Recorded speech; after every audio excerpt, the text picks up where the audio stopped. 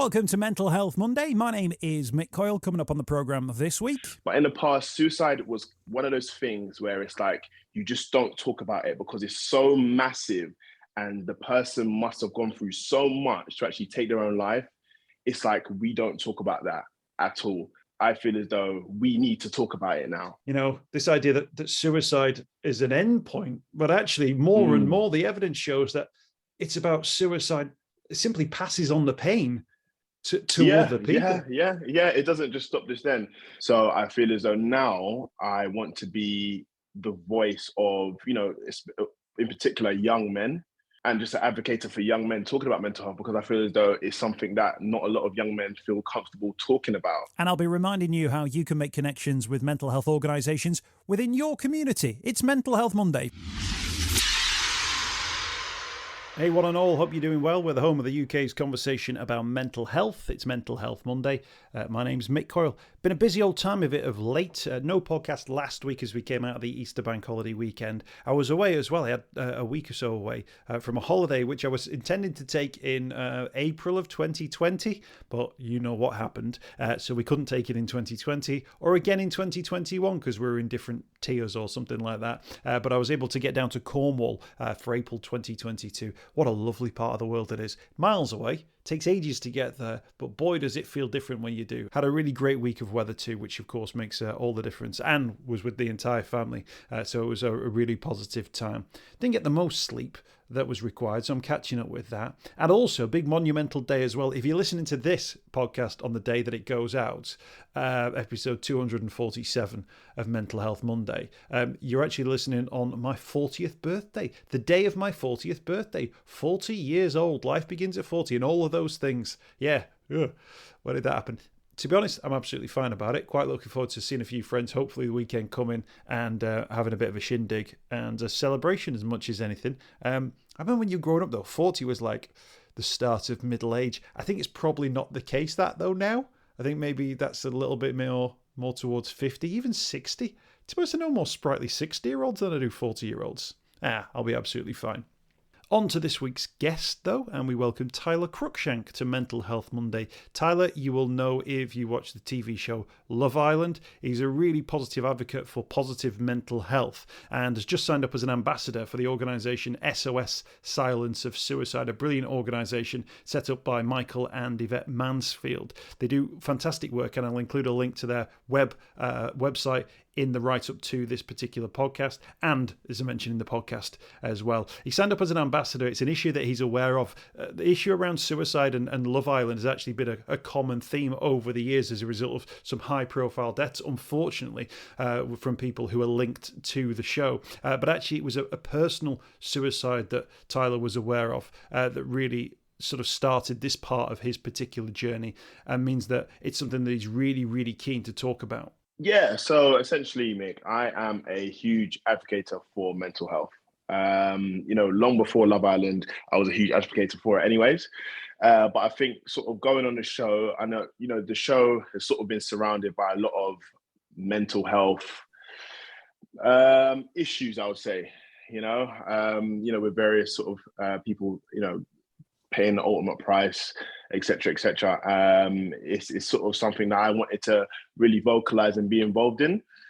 Now, I mean, my involvement sort of in mental health sort of stems a couple of years back, essentially, and especially sort of last year when one of my close friends actually committed suicide himself through mental health problems. And I felt as though I could have done a little bit more to actually help him through that. He was always coming up to me and saying, my mental health is this, my mental health is that. And I think it's quite difficult to actually sort of put yourself in those shoes and help someone out that is actually going through that. So, yeah, the long and the short of that story was I felt really sort of bad and really down when that did actually happen, because I felt as though I could have done more.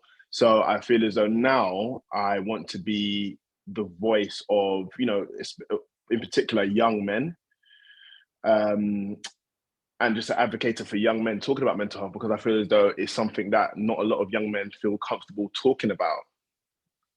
So that is more or less why I wanted to get involved in the whole mental health thing. And this great opportunity has come about essentially with Michael Mansfield and SOS. to become an ambassador for young men and young people in regards to mental health, and actually talking about it and more or less sort of overcoming it.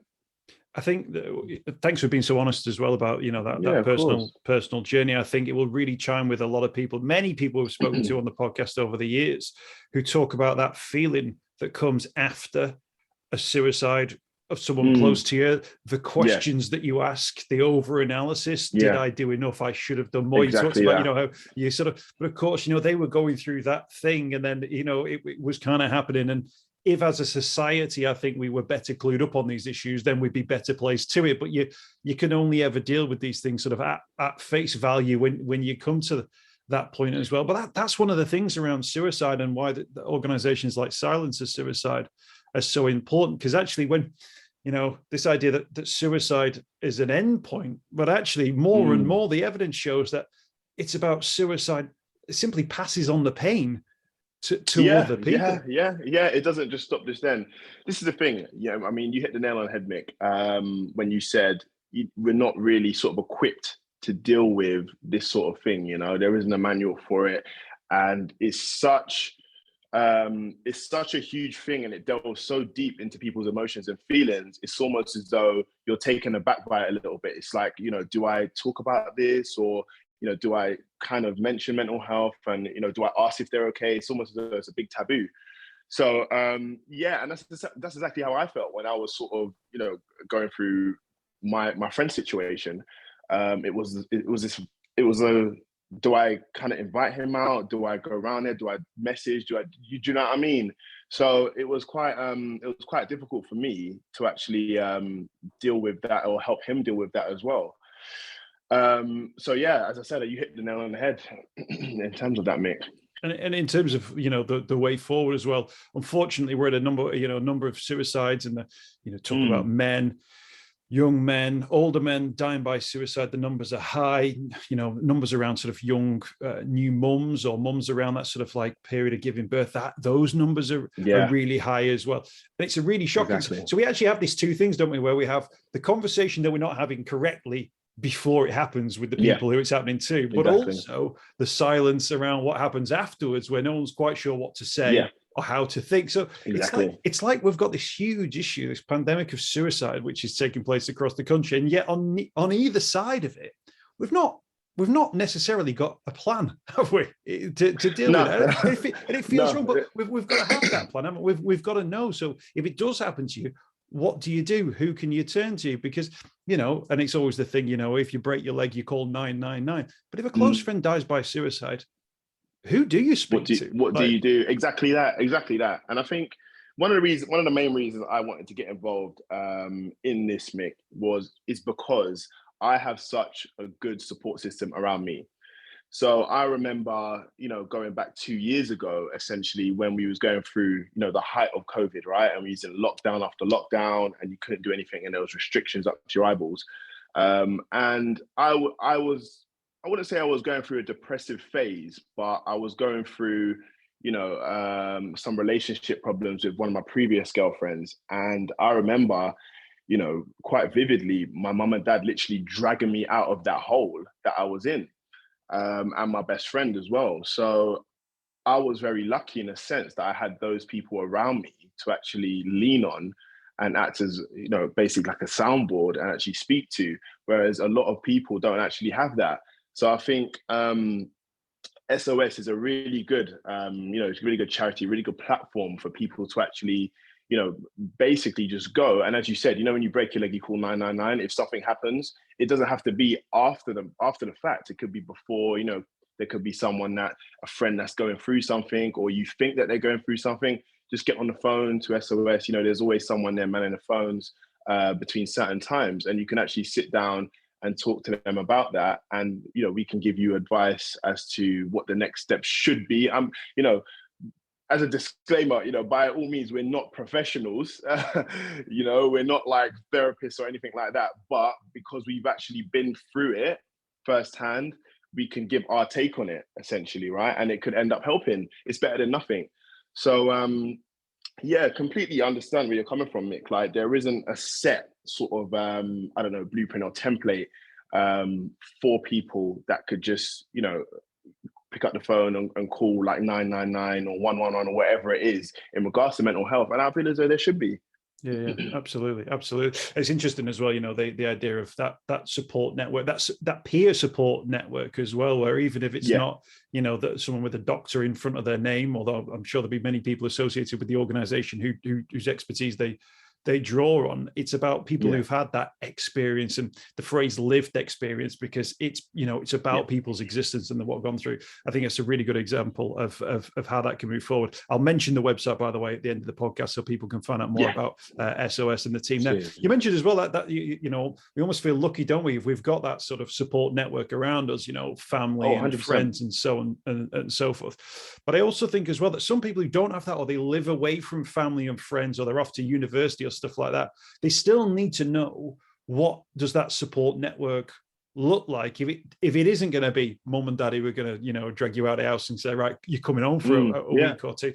What's that going to be? And again, people will go, well, who am I supposed to turn to? And they, you know, they might have heard about the Samaritans, or they may have heard about, you know, a signposting service. But again, that's got to be front and center, hasn't it? So you know what to do, and that conversation is there. And I guess this is why, you know, you can play such a crucial role, because we can normalize it, can't we? By simply talking about it, by tweeting about it and posting about it, and just introducing it into our everyday sort of conversation. Yeah, no, 100%. I feel as though, because it's such a big topic, a lot of people are afraid to actually voice their opinions on it, right?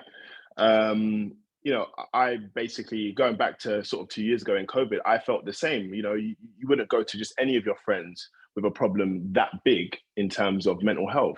You know, you'd have to pick and choose, because certain friends may not understand, certain friends may take it as like a joke, especially with men as well.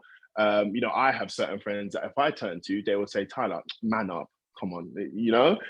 So, and that's fair enough. You know, that's their sort of opinion on it, or whatever it is. But no, definitely, I feel as though there should be more out there that helps, especially the younger people, as you said, the people that are away at uni, you know, studying and haven't seen their family for a long time, and they feel as though maybe they can't really talk to their family about that sort of thing. You know, they need someone to turn to, 100%. And especially in this day and age, where we're still more or less recovering from COVID. I mean, I just wanted to quickly briefly touch on one of my friends that actually lives out in Hong Kong teaching English. And she hasn't seen her mum and her dad in about 3 years because of the restrictions going on. You know, COVID still is apparent. And especially in a country like that, you know, where restrictions are quite high and they're focused on this zero COVID policy and et cetera, as opposed to us who are just living with COVID. You know, she is basically bearing the brunt of that, and she can't see her family and hasn't seen her family in 2 years. So I'm always checking up on her, making sure she's all right. But essentially, you know, things aren't as good as they can be. I think it's huge there, isn't it? And I think when people people presume, you only need to look at the stats to tell you otherwise, but people presume like COVID is over. I think as well, like there'd be some people, and I know people like who, like for me, COVID, I was okay because I had like close family nearby and work was okay and all that kind of stuff. But I still have this thing where I can't remember the difference between 2020 and 2021. Like I can't, were they the same year? Like I feel like there's this like big hole like that just sort of exists. Where like, was last year 2019? Because it's now 2022. Yeah, exactly that. And I think that processing, I think that sort of stuff, particularly around the pandemic, will take a lot of time. And there might be people, your friend, for example, who thinks, well, I can cope because I can Zoom call. But there comes a point, doesn't there, where you have to go, I need a hug from me mum. You know, I need to have these sorts of conversations. And I wonder whether or not that might be one of the hangovers from a mental health point of view from the pandemic, that people will want to, or people will suddenly realize, hang on a minute, I feel like this almost like sense of grief or loss for this time that we either lost with someone, or that we just didn't have, or the plans that we made, or the plans that we cancelled and we couldn't remake. Or, you know, if you're at uni and you've lost those last, 2 years of friendships and all that, it's all just kind of gone, and it's not really coming back unless you really work hard at it. I think we're sort of a couple of years away from really understanding I think so. What the impact of that might be. I think so. I mean, we're still, we're going through the effects of the aftermath of COVID.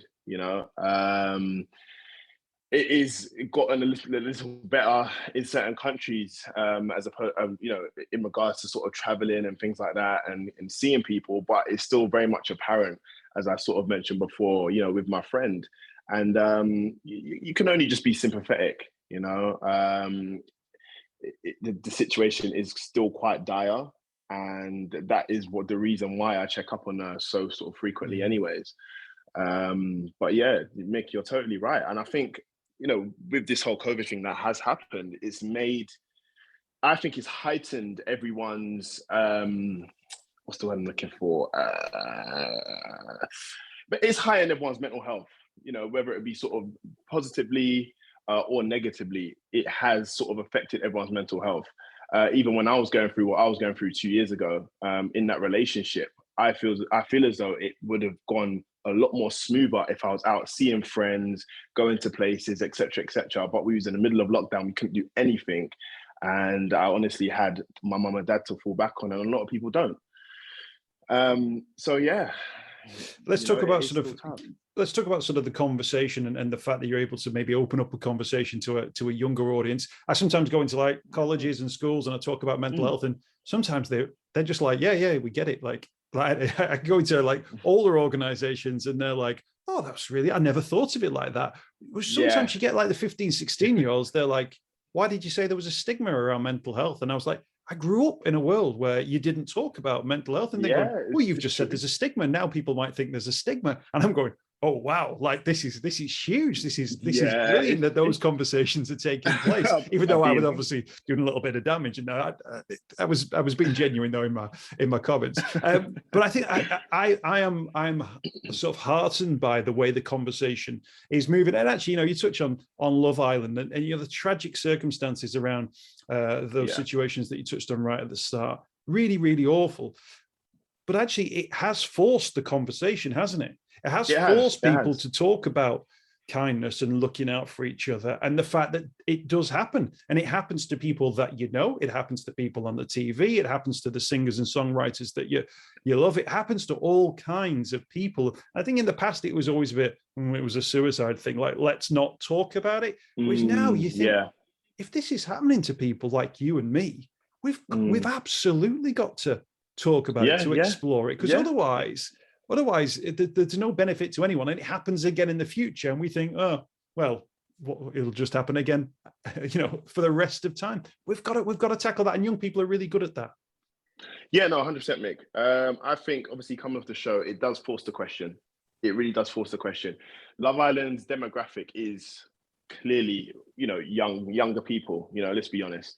So when that sort of thing is happening, and the younger people are seeing it, it's almost sort of innate that it's going to have an effect on them.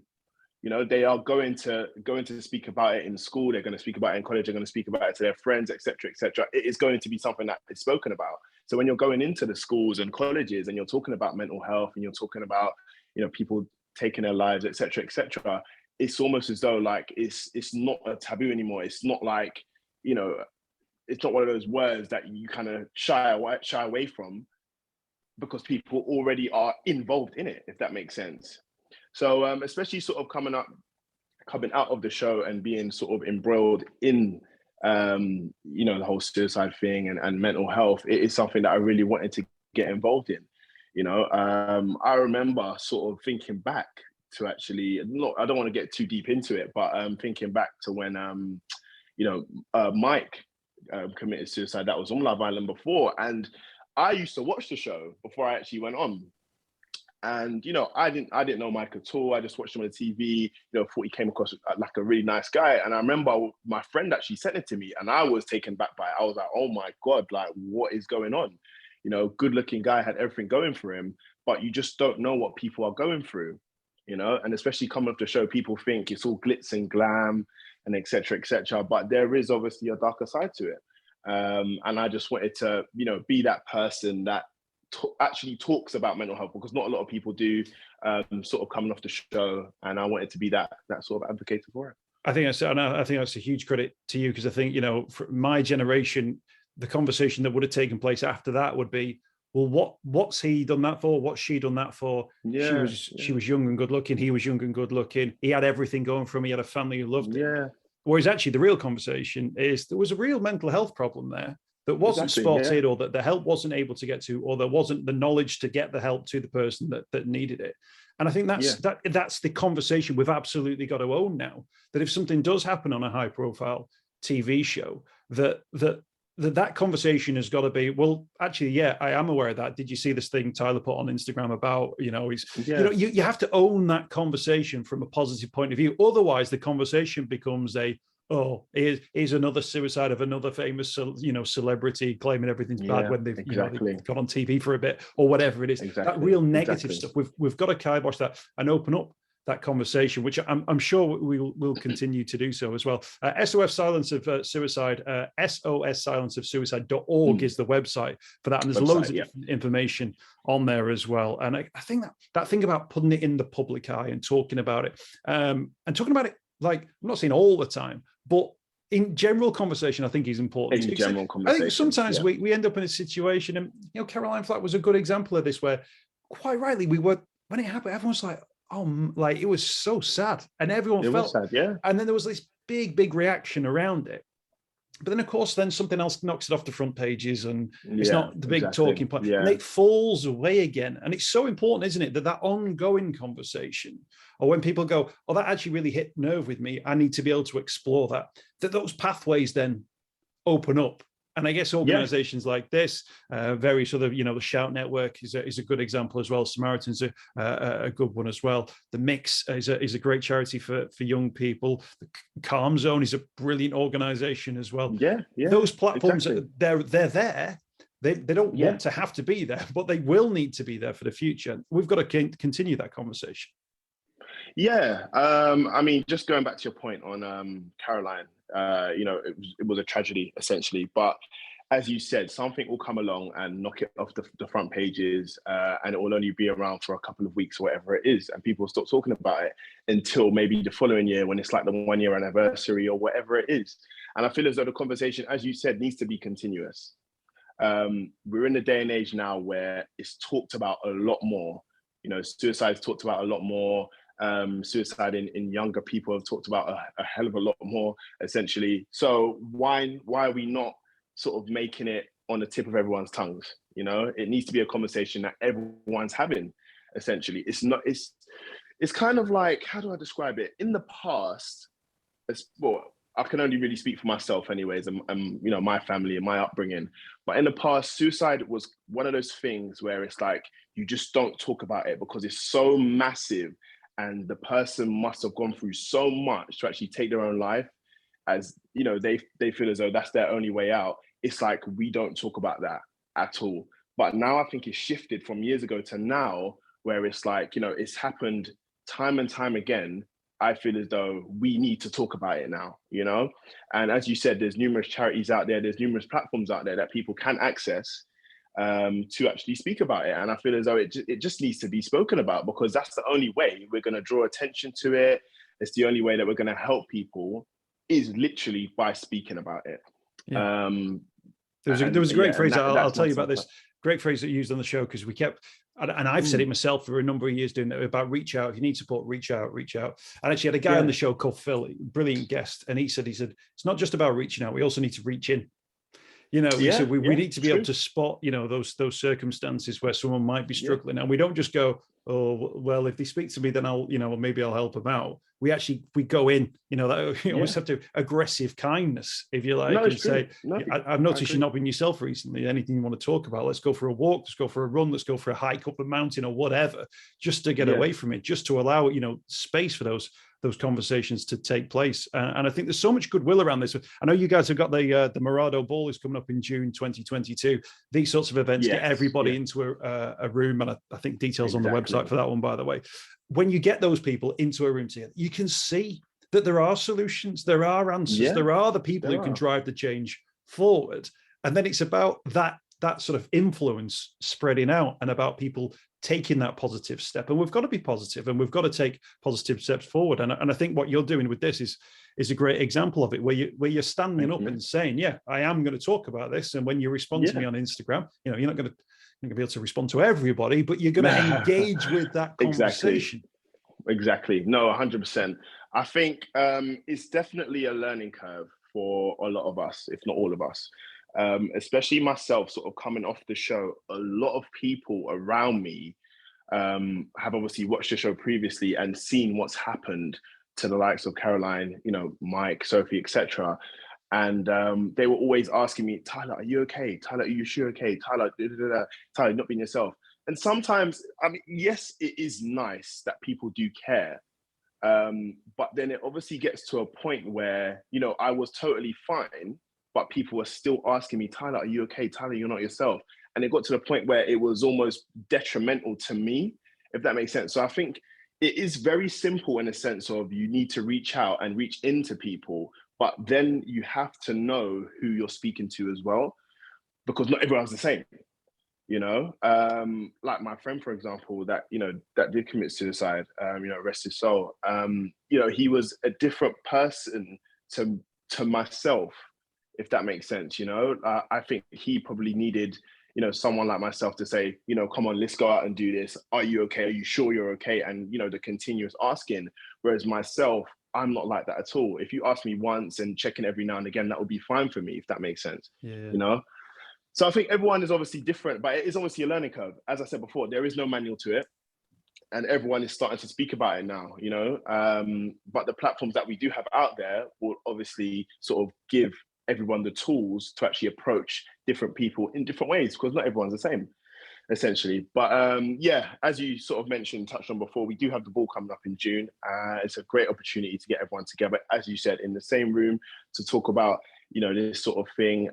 We also have events that do raise money and awareness for mental health as well. So we're trying to do good things, Mick. We're trying to do good things. Absolutely. SOS silenceofsuicide.org there's a page on the website for it. SOS silenceofsuicide.org as well. You mentioned as well, coming off a TV show, a lot made of the support networks that are around there as well. I think as well there's a sense of understanding that we maybe need as members of the public, that we presume that because I still think because someone went on TV once, we presume that they're like millionaire, don't need to have a job anymore. Yeah, exactly. And then exactly. like they like see you shopping in Aldi or Asda or whatever, and you go, oh, what, you shopping here? I thought you'd be shopping in Harrods or something like. And you think, I still think there's a sense of that, and you must have had this with Love Island, that people see you going, what are you doing here? Why aren't you still on a tropical paradise? So you go, yeah, I've still got to do my shopping. I've still got to go and pick up stuff from the pharmacy or whatever. It's quite a strange thing that people go,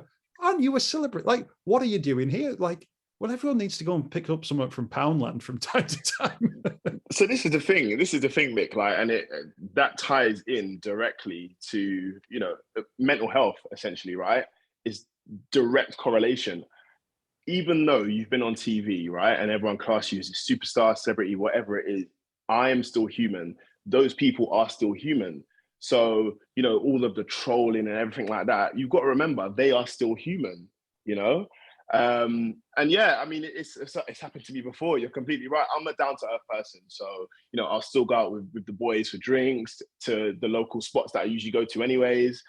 I still go and pick up a few bits from Sainsbury's and things like that. And people will see me and be like, hang on a minute, aren't you the guy off the TV? What are you doing here? And I'm like, checking in your basket to see what you're buying. Yeah, exactly, right.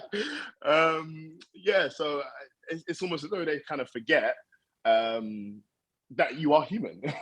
And it's fair enough. If I was to see a celebrity, before actually going on the show and seeing a celebrity, walking about doing their shopping, I'd be thinking, what is he doing here?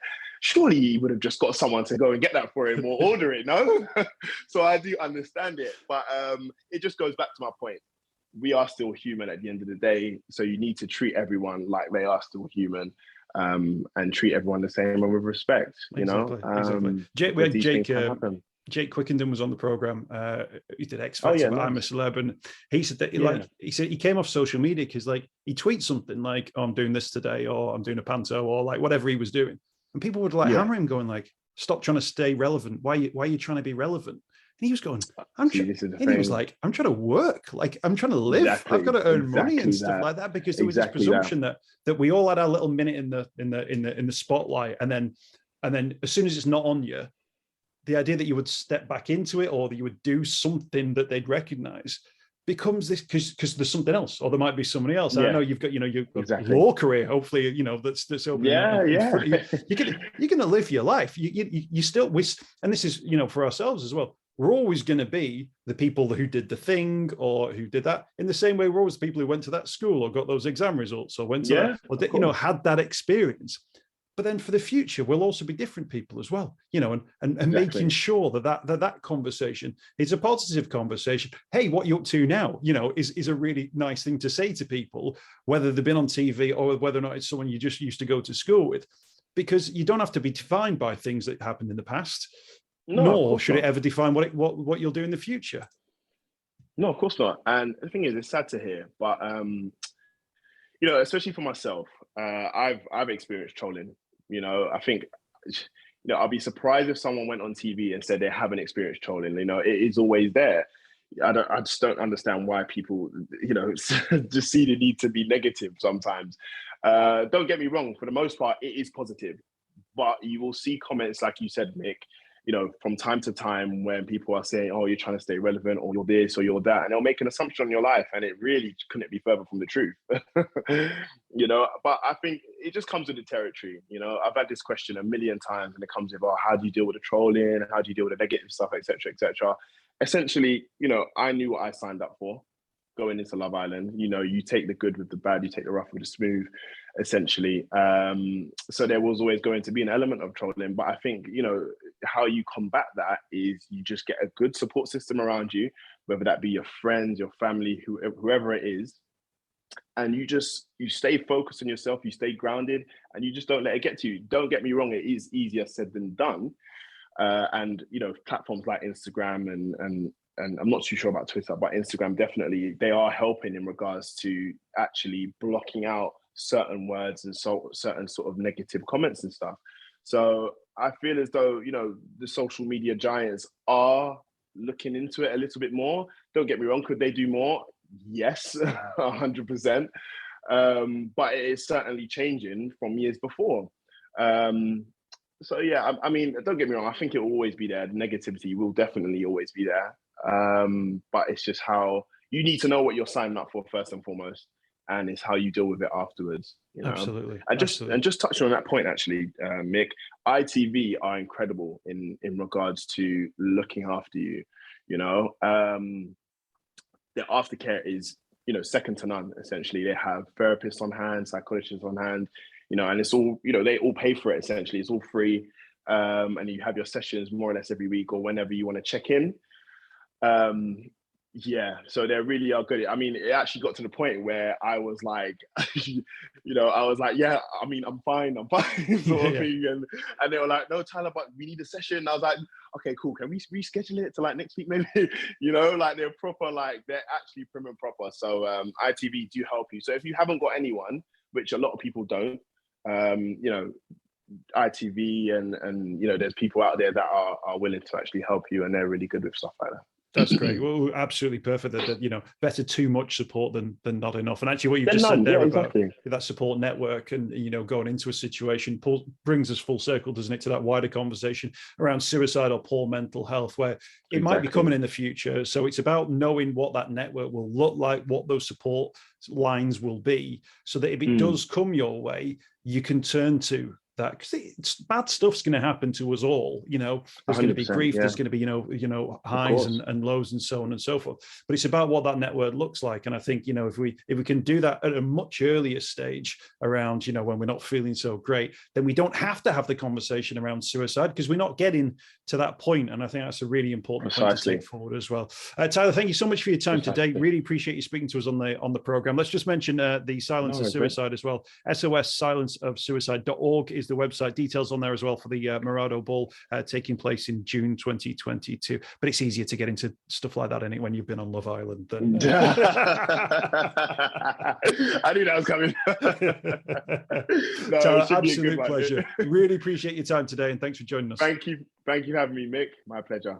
I hope you've enjoyed this week's podcast. Thanks for checking out Mental Health Monday. My name is Mick Coyle. You can find me on Twitter at Mr. Mick Coyle. You can also find me, Mick Coyle, on Facebook as well. Don't forget, if you want to speak to somebody about your mental health, you can do so. The Samaritans, free to call on 116 123. You can find mental health services where you are. Just look for the Hub of Hope. Type in your postcode. It'll find those mental health services close to you. And for support in a crisis, you can text SHOUT to 85258. That's if you're experiencing a personal crisis, you're unable to cope and need support. Shout to 85258. That's a text line. Do get involved in those services. In an absolute emergency, always remember the number to call is 999. Thanks for downloading the podcast this week. We'll be back next week with more Mental Health Monday.